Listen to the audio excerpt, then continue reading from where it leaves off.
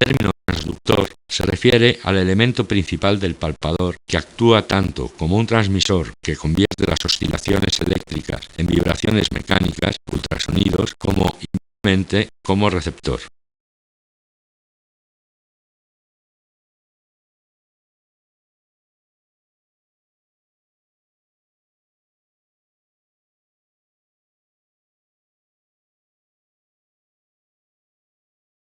Los transductores capaces de producir ultrasonidos dentro de las frecuencias normales del ensayo se pueden agrupar en dos categorías, dependiendo del principio físico en que se basan: transductores piezoeléctricos, transductores electroestrictivos.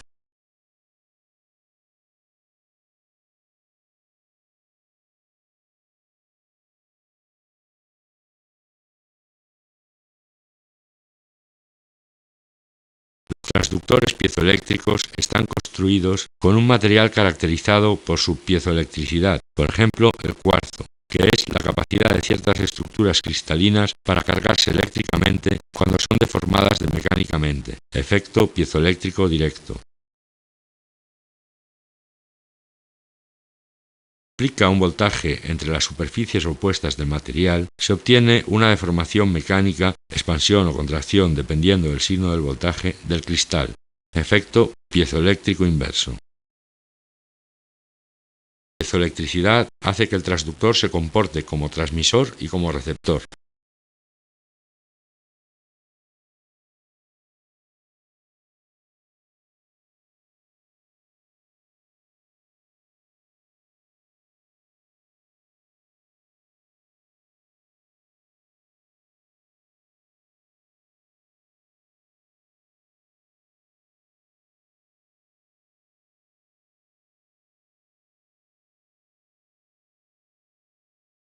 Si la placa está sometida a un voltaje variable, ver la figura en la pantalla, la placa experimenta una variación de espesor delta X que es función lineal del voltaje aplicado U. Delta X igual a D por U. D igual constante de proporcionalidad, denominada módulo piezoeléctrico. La conversión del voltaje eléctrico en deformación mecánica no tiene lugar de la misma manera en los dos sentidos opuestos. Sin embargo, en el caso de los esfuerzos mecánicos, el voltaje obtenido U es función lineal de la deformación delta X. U igual H por delta X. H igual constante piezoeléctrica de deformación.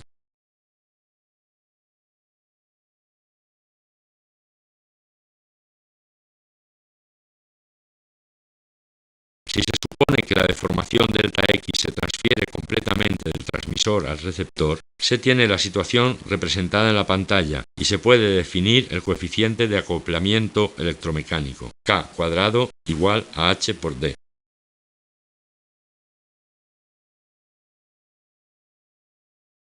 Para el cuarzo se tiene K cuadrado igual a 1,1 por 10 elevado a menos 2. Que quiere decir que la amplitud de la señal de salida de los receptores es unas 100 veces más baja que la señal entrante de los transmisores. Además, en la práctica, la deformación del receptor es mucho menor que la generada por el transmisor, debido a la atenuación que sufren los ultrasonidos en su viaje entre los dos, de manera que K cuadrado toma valores mucho menores que el 1%.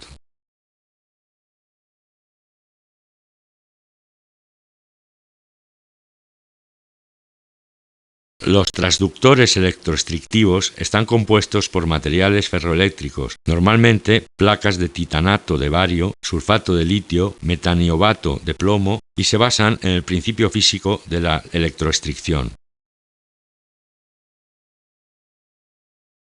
A nivel macroscópico, este fenómeno es similar a la piezoelectricidad. Bajo la acción de un campo eléctrico, o en otras palabras, una diferencia de potencial, el material experimenta, además de una polarización eléctrica P, una deformación mecánica en el sentido del campo. Viceversa, sometido a un esfuerzo mecánico se obtiene una diferencia de potencial entre los extremos de la pieza. A nivel microscópico, el fenómeno de la electroestricción es totalmente diferente a la piezoelectricidad. Para investigar más esto, siga a lo largo de esta página para más detalles.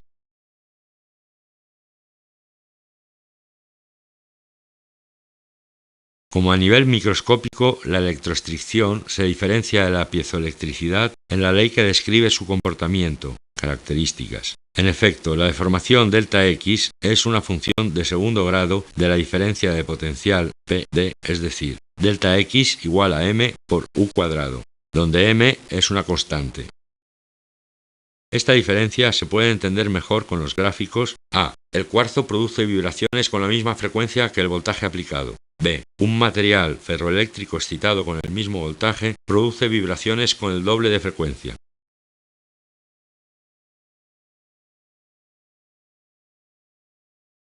Se puede obtener una evolución prácticamente lineal moviendo el punto medio de O a B. Esto tiene la ventaja añadida de poder trabajar en una sección con más pendiente de la característica, por lo tanto, una mejor flexibilidad. Lo que quiere decir que dado el mismo voltaje aplicado, los ultrasonidos obtenidos tienen una amplitud mayor.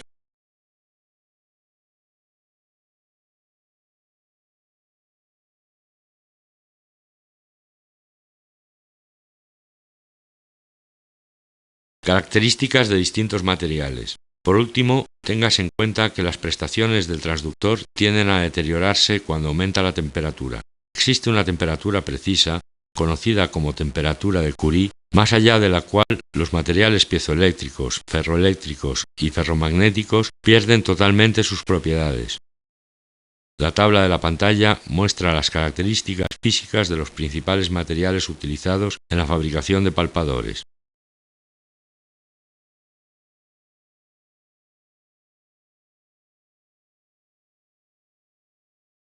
Si se excita el transductor mediante una corriente alterna, las vibraciones producidas también serán alternadas y tendrán la misma frecuencia. Además, al variar la frecuencia, se puede observar que a un determinado valor las vibraciones se amplifican más, su amplitud es mucho mayor.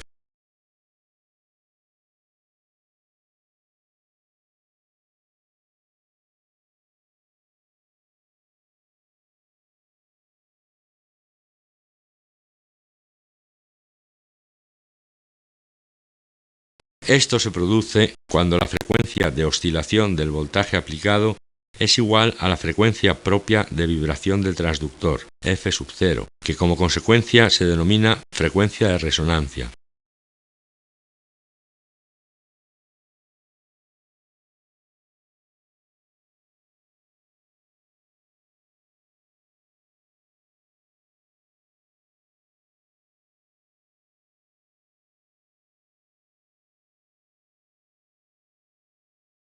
El espesor de los transductores usados en los palpadores es tal que, dadas las propiedades elásticas de los materiales constituyentes, se pueden obtener oscilaciones ultrasónicas con una frecuencia F sub 0 de entre 0,5 y 15 MHz.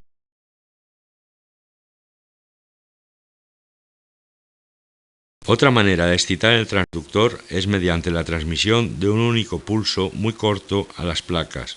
El transductor se deforma abruptamente y una vez que cesa el voltaje vuelve a su condición de reposo, oscilando con su propia frecuencia libre de vibración. Oscilaciones libres y amortiguadas. Ver la figura adjunta.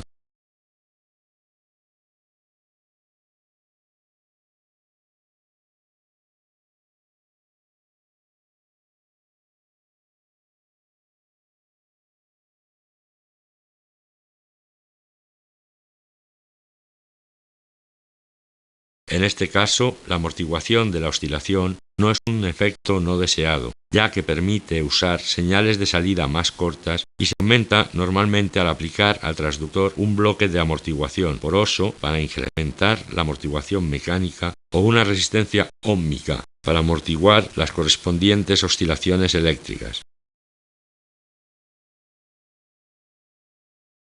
Desde un punto de vista matemático, la señal, oscilaciones S de t, que suministra un palpador emisor, se compone del solapamiento, suma, de varias oscilaciones sinusoidales elementales, denominadas armónicos, caracterizadas por una amplitud constante, con frecuencias distintas que están distribuidas de manera simétrica, centradas alrededor de la frecuencia de resonancia del palpador, F sub 0, conocida como frecuencia fundamental.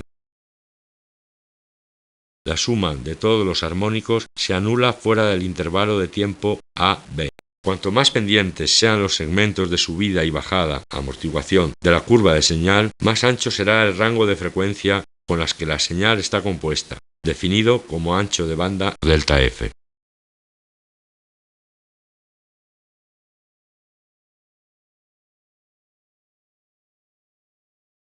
Las señales fuertemente amortiguadas contienen un muy amplio rango de frecuencias en el entorno de la fundamental y viceversa en el caso de señales solo ligeramente amortiguadas. Se puede suponer con un cierto grado de aproximación que el ancho de banda delta F de una señal que dura t es delta F igual a 1 partido por t, donde delta F igual a hercios y t igual segundos, o de manera equivalente delta F igual a megahercios, t microsegundos. Además, se puede definir un factor Q para la frecuencia de resonancia F sub 0 como Q igual a F sub 0 partido por delta F, donde delta F es el ancho de banda para 3 decibelios. Ver la figura. Este coeficiente toma valores altos en el caso de palpadores de banda estrecha, baja amortiguación, y valores bajos para los palpadores de banda ancha, alta amortiguación.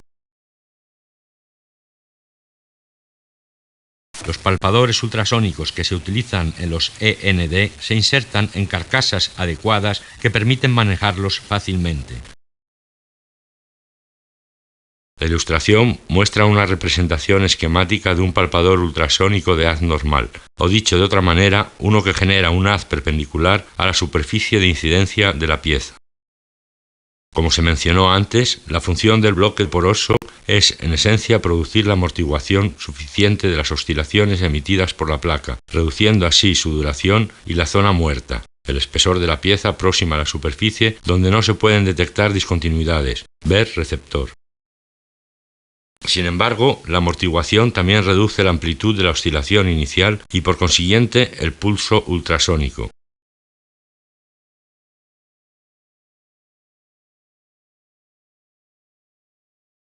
Como la amortiguación producida por el bloque de amortiguación altera el contenido armónico del pulso, también resulta afectado el campo de emisión. El máximo principal estará más cerca, reducción del campo próximo, y el campo será más regular y más adecuado para determinar el tamaño de los defectos.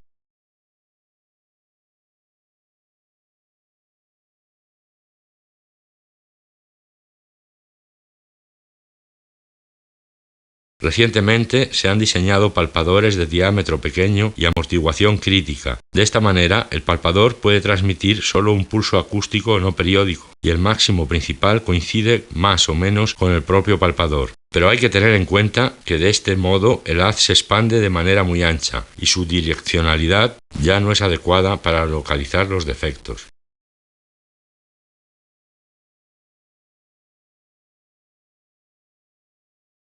En la técnica de control de contacto, para el acoplamiento acústico en superficies muy rugosas, a veces es útil y necesario proteger el transductor con una capa de plástico y algunas gotas de aceite para ayudar el acoplamiento. Ver figura de la derecha. Los palpadores normales se fabrican en varios tamaños, dependiendo de lo que se necesite.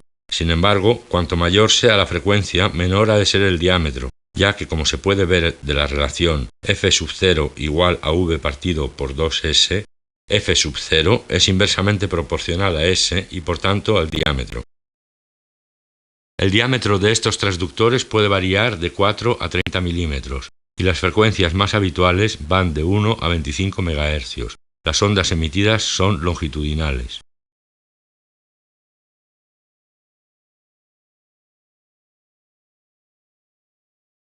En la pantalla se puede ver un ejemplo del palpador del tipo usado normalmente para obtener haces inclinados.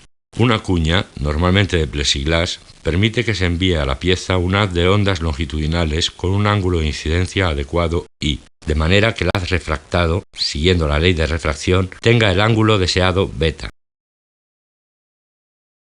Detrás del cristal está el bloque de amortiguación y las dos placas se obtienen revistiendo las dos caras del transductor. También se puede observar una reflexión parcial en la interfase entre la cuña y la pieza, de modo que se forma una especie de cola acústica. Al volver el cristal con su recorrido en zigzag, puede producir perturbaciones y aumentar la zona muerta. Para evitar estos problemas se pueden adoptar las medidas siguientes. Se puede taladrar la cuña como se muestra en la figura A, de manera que el haz reflejado se absorba y se disperse antes de llegar al cristal. Se puede aplicar un bloque altamente absorbente, como se muestra en la figura B, con la misma impedancia acústica que la cuña, para evitar reflexiones en la interfase cuña-bloque. Se puede dar una forma a la cuña, como se muestra en la figura C, de manera que el haz reflejado se refleje repetidamente en la parte punteada. La forma de los puntos es tal que las reflexiones se dirigen siempre hacia afuera y que el haz aparece sin volver al cristal. El ángulo refractado beta se refiere generalmente al acero. El cálculo de la variación para el aluminio se puede basar en el cociente entre la velocidad de las ondas en los dos medios y en la ley de refracción. No obstante, solo hay una pequeña diferencia, ya que las velocidades acústicas de los dos medios son casi iguales. Los palpadores angulares de uso en la industria tienen normalmente frecuencias de 2 a 5 MHz. Para algunas aplicaciones pueden ser particularmente pequeños en tamaño a fin de permitir, por ejemplo, el ensayo de piezas que solo tienen áreas de acoplamiento pequeñas.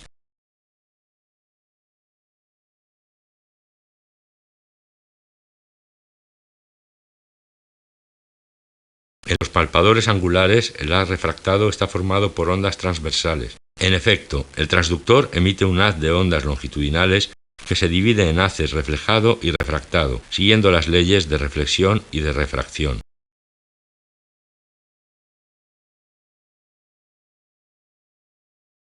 Sin embargo, los ángulos de incidencia utilizados con más frecuencia son mayores que el ángulo crítico para la refracción de ondas longitudinales, que vale aproximadamente 27 grados en el caso de acoplamientos acero-plexiglas. De este modo, solo se transmite el haz transversal a la pieza a ensayar. Al no haber un haz de ondas longitudinales, se evita la interferencia entre haces, lo que, en cualquier caso, ocasionaría muchos problemas a la hora de interpretar los resultados del ensayo. La pantalla muestra una ilustración de un palpador angular ajustable donde el ángulo de incidencia I se puede ajustar mediante un tornillo tangente universal. Palpadores angulares como estos son especialmente útiles para generar ondas Lamb que requieren que se calcule un adecuado ángulo I de acuerdo con la ley de Snell. No obstante, en las operaciones de ensayo estándar son preferibles los palpadores angulares de ángulo fijo, ya que son menos voluminosos. Debido a la presencia de la zona muerta, los defectos muy próximos a la superficie de entrada del haz no se pueden detectar. Ahora bien, esta zona muerta se puede eliminar casi completamente por medio de dos transductores acoplados, como se indica al lado. Los transductores de emisión y de recepción están acoplados cada uno a una cuña de plexiglas. Una placa de aislamiento evita el paso directo de los ultrasonidos a través de la cuña de plexiglas entre el emisor y el receptor. Las cuñas tienen una forma tal que los ejes de los haces de emisión y de recepción refractada convergen a una cierta profundidad, foco, en la pieza de ensayo. En la figura, el área sombreada se ensaya por los dos palpadores al mismo tiempo y, por tanto, se pueden localizar los defectos que contenga. Cuando se utilizan estos palpadores, el circuito que genera el pulso de excitación no está conectado eléctricamente al amplificador receptor, de modo que puede recibir también señales próximas a la superficie. Por lo tanto, se ha eliminado la zona muerta. La profundidad máxima a la que se puede detectar un defecto depende de la longitud de la zona sombreada. Los transductores pueden tener varios ángulos de convergencia entre los dos transductores, de modo que la zona más sensible está próxima a la superficie o a profundidades mayores.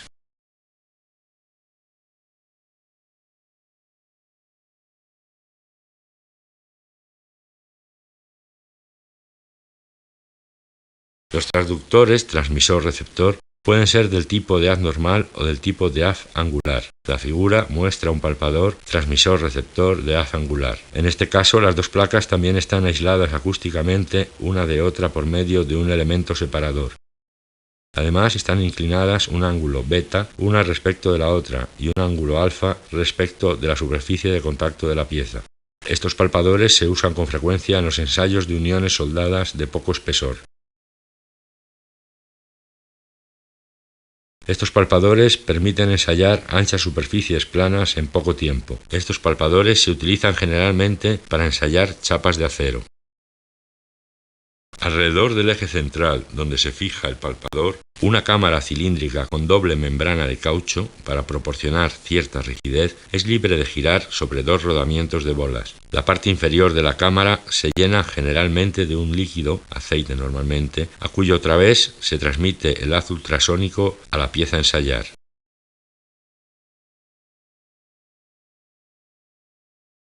Para realizar ensayos rápidos de tubos, chapas, etc., a veces se emplean palpadores de chorro de agua. La pantalla muestra una ilustración de su principio operativo. El acoplamiento acústico con las piezas a ensayar se hace mediante una columna de agua.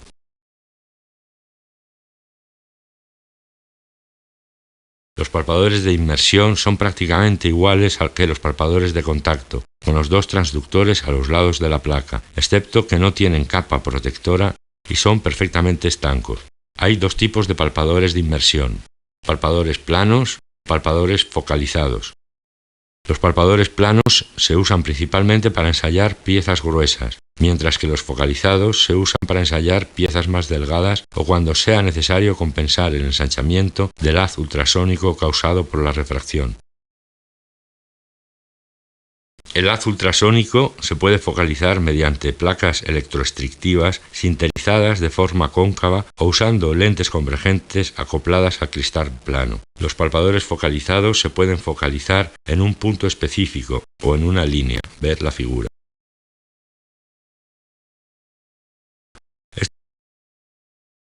Estos palpadores concentran una gran cantidad de energía en un área determinada. Por tanto, la sensibilidad en el entorno de la zona focal es muy alta, pero fuera de esta área los valores son muy bajos. También posee la ventaja añadida de que se puede ensayar una porción específica de la pieza. La pieza se puede ensayar por capas, variando el recorrido H en agua, focalizando el haz ultrasónico a diversos valores de la profundidad P. Ver la figura de la derecha. La concentración de la energía ultrasónica obtenida por la focalización no solo disminuye la recepción de fenómenos perturbadores ocasionados por la difusión del haz ultrasónico, sino también, al reducir las pérdidas de sensibilidad, permite que se pueda pasar a través de recubrimientos de alta atenuación, por ejemplo, acero inoxidable. Otra ventaja importante de los palpadores focalizados es la buena resolución lateral del haz ultrasónico, que permite que se haga una evaluación precisa del tamaño real y de la posición del defecto, especialmente en el caso de defectos cuya orientación no sea exactamente perpendicular al haz. Una condición necesaria para la valoración del defecto es que ha de ser mayor que el foco del transductor.